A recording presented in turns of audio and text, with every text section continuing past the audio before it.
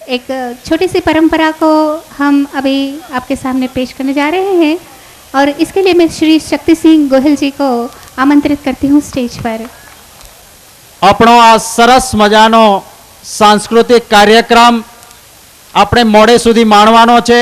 આ કાર્યક્રમ ચાલુ રહેશે, પરંતુ આજે આપણા વચ્ચે આપણા માનવંતા મહેમાનો આવ્યા છે ત્યારે એમનો પણ લાભ લઈએ। હું સૌથી પહેલા કોંગ્રેસ અધ્યક્ષા સોનિયા ગાંધીજીના રાષ્ટ્રીય સચિવ માનનીય શ્રી અહેમદભાઈ પટેલ સાહેબને સ્ટેજ પર આવવા વિનંતી કરું છું। આપણે સૌ તાળીઓથી વધાવીશું, કારણ કે આપણે ત્યાં કાઠિયાવાડમાં એવું કહેવાય છે કે કાઠિયાવાડમાં કોક દી ભૂલો તું અડ ભગવાન સ્વર્ગ ભૂલાવું તને શામળા। હરિયાણાના માનનીય મુખ્યમંત્રી શ્રી ભૂપેન્દ્રસિંહ હુડ્ડાજી, લોકપ્રિય મુખ્યમંત્રી શ્રી આપણી વચ્ચે આવ્યા છે, એમને સ્ટેજ પર આવવા હું વિનંતી કરું છું।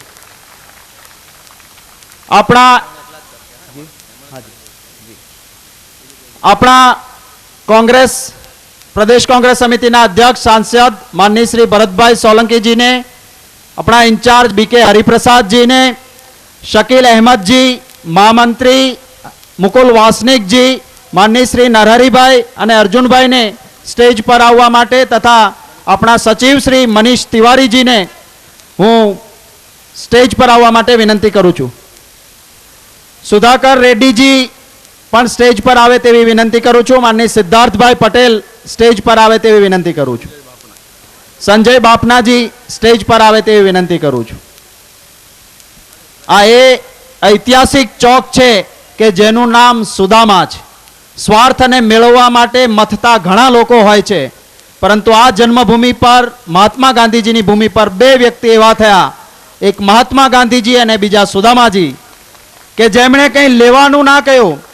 हूँ हाथ लंबावूं तो तारी खुदाई, हूँ हाथ लंबावूं तो तारी खुदाई दूर नथी, पण हूँ मांगू अने तू आपे ए मने मंजूर नथी।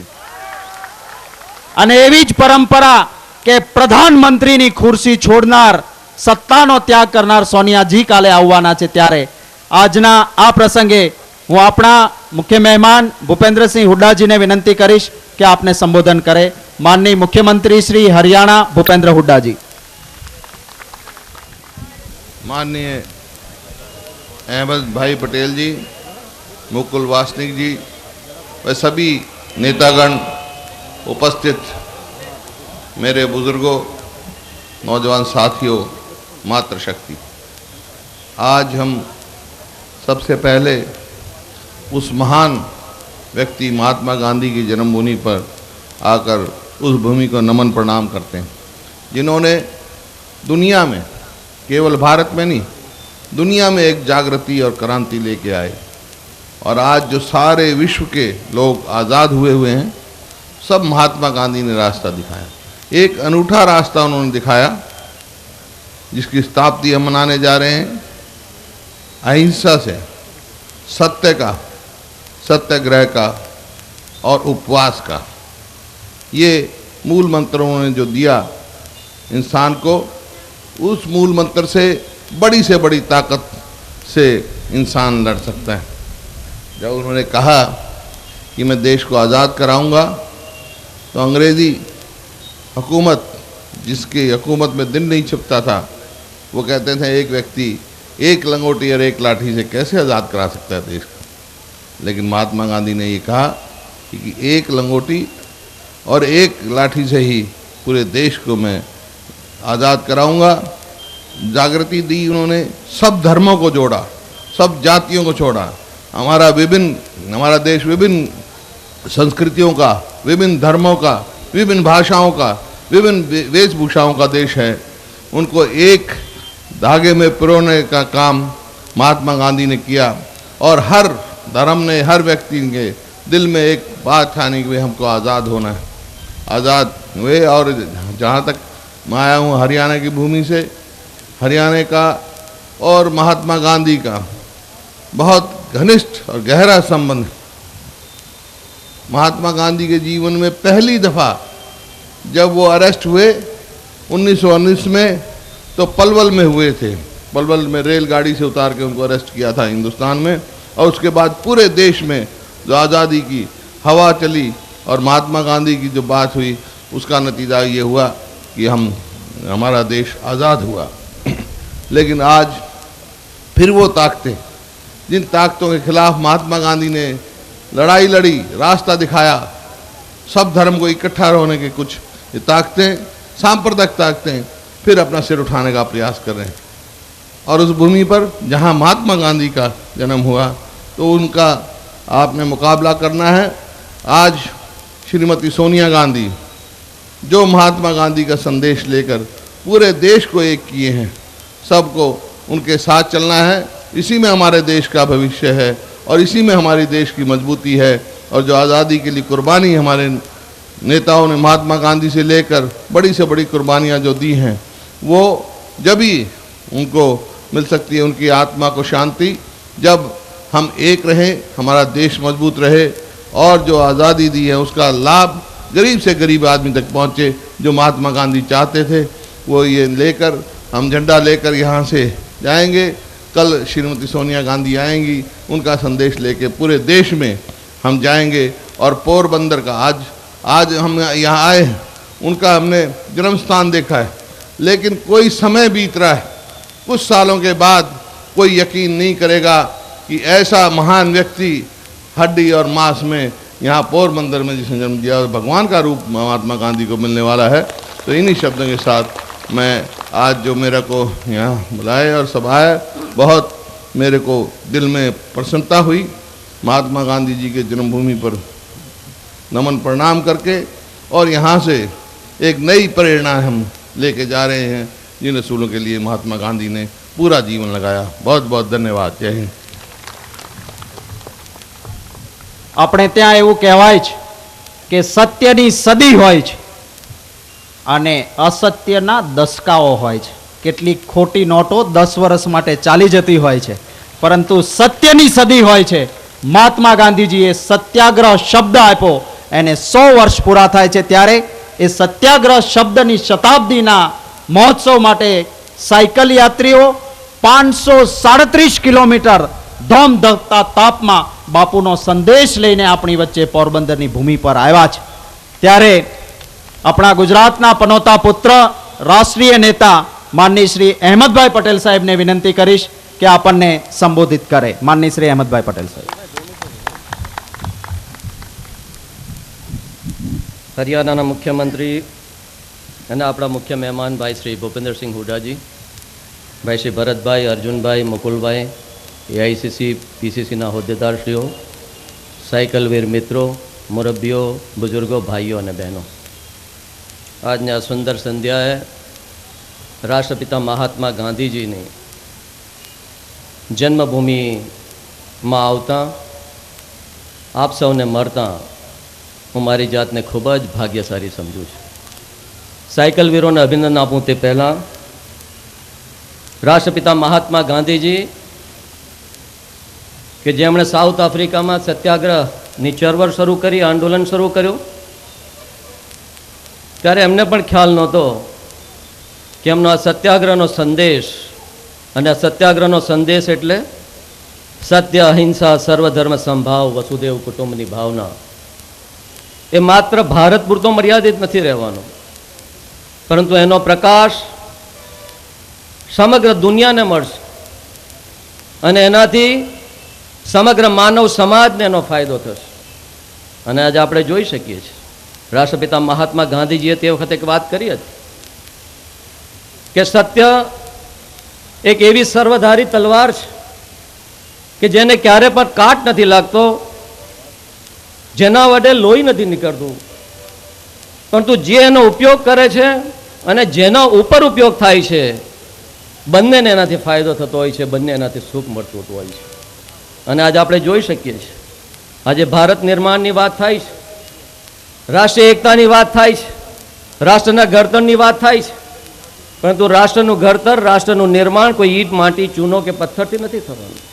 સાચા અર્થમાં રાષ્ટ્રનું નિર્માણ કરવું હશે તો એ સત્ય, અહિંસા, સર્વધર્મ સંભાવ અને વસુદેવ કુટુંબની ભાવનાથી થઈ શકે।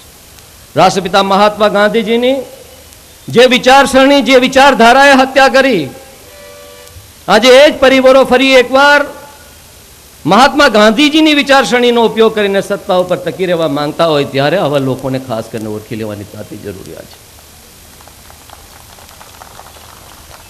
કઈ રીતે કોમ વચ્ચે ભાગલા કરવા, રાષ્ટ્રને વિભાજિત કરવો, પ્રદેશને વિભાજિત કરવો અને સત્તા ઉપર ટકી રહેવું, પરંતુ એનાથી રાષ્ટ્રને ફાયદો નથી થવાનો, એનાથી માત્ર રાષ્ટ્રને નુકસાન થતું હોય છે. રાષ્ટ્રપિતા મહાત્મા ગાંધીજીએ જે કીધું છે કે રાષ્ટ્રનું નિર્માણ તો માત્ર સત્ય, અહિંસા, સર્વધર્મ સંભાવ અને વસુદેવ કુટુંબકમની ભાવનાથી જ થઈ શકે, પરંતુ એમને જે કરવું એ કરવા દો. ગાંધીજીની વિચારસરણી, ગાંધીજીનો જે કંઈક સંદેશ છે, સત્યાગ્રહનો જે સંદેશ છે, એ લઈને જ્યારે સાયકલ વીરો 537 કિલોમીટરની યાત્રા કરીને આપણા બધાની વચ્ચે આવ્યા છે, ત્યારે એવા સાયકલ વીરોને સમગ્ર ગુજરાત પ્રદેશ કોંગ્રેસ સમિતિ, એઆઈસીસી અને સોનિયાજી તરફથી જેટલા અભિનંદન આપું એટલા ઓછા છે ને. એમનું આજે સ્વાગત કરતા ખરેખર ખૂબ જ હર્ષની લાગણી અનુભવું છું. અને ત્યારે મારે એટલું જ કહેવું છે કે રાષ્ટ્રપિતા મહાત્મા ગાંધીજીનો સંદેશ એટલે પ્યાર, મોહબ્બત, સત્ય, અહિંસા, સર્વધર્મ સંભાવનો સંદેશ.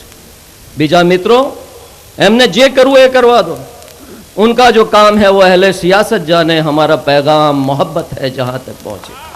એ જ પ્યાર અને મોહબ્બતનો સંદેશ, ભાઈચારાનો સંદેશ, એકતાનો સંદેશ, અને એ સંદેશા વધે આપણે રાષ્ટ્રનું નિર્માણ કરીએ તો જ હું માનું છું ત્યાં સુધી રાષ્ટ્રપિતા મહાત્મા ગાંધીજીની જે સાચી વિચારસરણી છે, એમનો જે સંદેશ છે, આપણે લોકો સુધી પહોંચાડેલો ગણાશે. આવતીકાલે જ્યારે કોંગ્રેસ પ્રમુખ આદરણીય સોનિયાજી આવવાના છે, ત્યારે રાષ્ટ્રપિતા મહાત્મા ગાંધીજીનો સંદેશ, સત્યાગ્રહનો સંદેશ લઈને આપણને બધાને ઉદ્બોધન કરવાના છે. ત્યારે આપ સર્વને વિનંતી કે મોટામાં મોટી સંખ્યામાં, ખૂબ જ મોટી સંખ્યામાં મેદાન ઉપર પહોંચીને આપણે એમનો સંદેશો ઝીલીએ. એટલું જ નહીં, પરંતુ દેશના ખૂણા સુધી અને ખાસ કરીને ગુજરાતના ગામડે સુધી આપણે પહોંચાડીએ. એ જ અભ્યર્થના સાથે આજે અહીંયા અમારું સ્વાગત કર્યું, તે બદલ તમારા બધાનો ખૂબ ખૂબ આભાર માને બિરમું છું. જય હિન્દ. આવતીકાલે સવારે 10:30 વાગે સંત, શૂરવીર અને દાતારની આપણી આ સૌરાષ્ટ્રની ભૂમિ પર કોંગ્રેસ અધ્યક્ષા સોનિયા ગાંધીજી આવવાના છે અને સાયકલ યાત્રાનું સમાપન કાર્યક્રમ છે. આપ સૌને પ્રદેશ કોંગ્રેસ સમિતિ વતી કાલે ઉપસ્થિત રહેવા અને આપના મનના ઉમળકાભેર કોંગ્રેસ અધ્યક્ષાને આવકારવા માટે હૃદયપૂર્વક વિનંતી કરું છું. આપણો સાંસ્કૃતિક કાર્યક્રમ આગળ ચાલુ રહેશે. આપ સૌ એને ખૂબ સારી રીતે માણો અને આવતીકાલના સરસ કાર્યક્રમમાં સૌ ઉપસ્થિત રહો, એ વિનંતી સાથે આપ સૌનો ખૂબ હૃદયપૂર્વક આભાર. મહેમાનો આપણી વચ્ચે આવ્યા એમનો પણ ખૂબ ખૂબ આભાર માનું છું. आदरणीय अहमद पटेल जी, हरियाणा के मुख्यमंत्री आदरणीय भूपेंद्र सिंह हुड्डा जी, आदरणीय हरिप्रसाद जी, आदरणीय भरत सिंह सोलंकी जी, अर्जुन भाई मोडवाडिया जी, सुधाकर रेड्डी जी, नरहरि अमीन जी, सिद्धार्थ पटेल जी,